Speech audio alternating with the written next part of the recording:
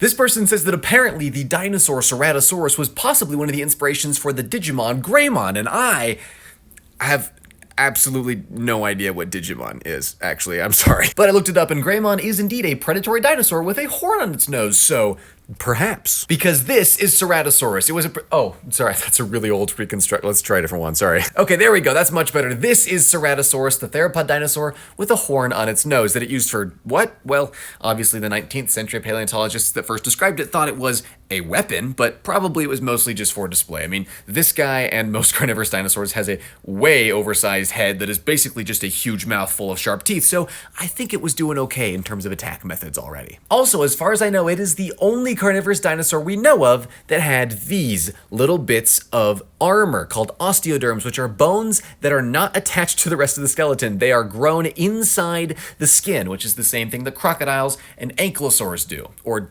did in the case of the very much extinct ankylosaurs. RIP. Ceratosaurus fossils are found in a sequence of late Jurassic Age North American fossil layers called the Morrison Formation, which contain an incredible diversity of dinosaurs. Ceratosaurus shared its environment with other huge predators like Allosaurus and Torvosaurus, as well as a few really large and really famous sauropod dinosaurs like Apatosaurus and Diplodocus and Brachiosaurus and Camarasaurus, and some smaller dinosaur carnivores like Ornitholestes and Stoxosaurus, as well as some smaller herbivorous dinosaurs like Dryosaurus, Gargoyleosaurus, fantastic name, Camptosaurus, and the very famous Stegosaurus, which, for the record, is big. Smaller is very much a relative term when you're talking about dinosaurs. And for our purposes today, these first couple are especially interesting because they mean that Ceratosaurus was living at the same time and place as, in other words, was sympatric with two other large carnivorous dinosaur genera. So how are they managing that? Well, almost certainly there would have been some form of niche partitioning going on, which is just where similar animals can play slightly different roles in a shared ecosystem so as to minimize direct competition with each other.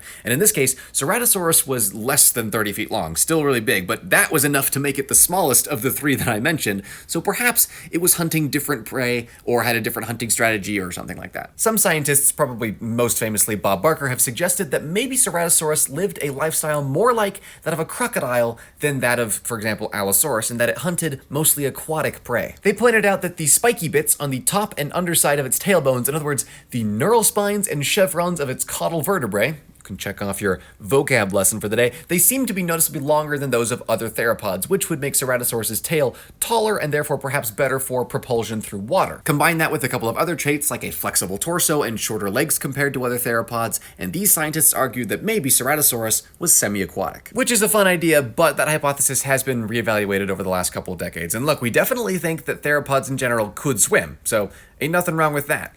But the neural spines of Ceratosaurus turn out not to be as similar to those of crocodiles as first thought, and also both its neural spines and its chevrons are actually not that different compared to other theropod dinosaurs, which we understand as fully terrestrial. So, plus, as another example, the way that the eyes and nose are arranged on a Ceratosaurus skull are not at all conducive to a crocodile-like swimming profile. So, anyway, that's a few reasons why the term semi-aquatic probably is not a good label for Ceratosaurus. That being said, the teeth of Ceratosaurus do share some similarities with those of crocodilians and spinosaurids, which are and were fish eaters. So, perhaps Ceratosaurus was dabbling in that niche a little bit more frequently than Allosaurus or Torvosaurus, making it something more of a generalist compared to those other two, and therefore less likely to be in direct competition with its larger rivals. Okay, so then just one last thing. While researching for this video, I came across a dinosaur that I had never heard of before that is a little bit odd.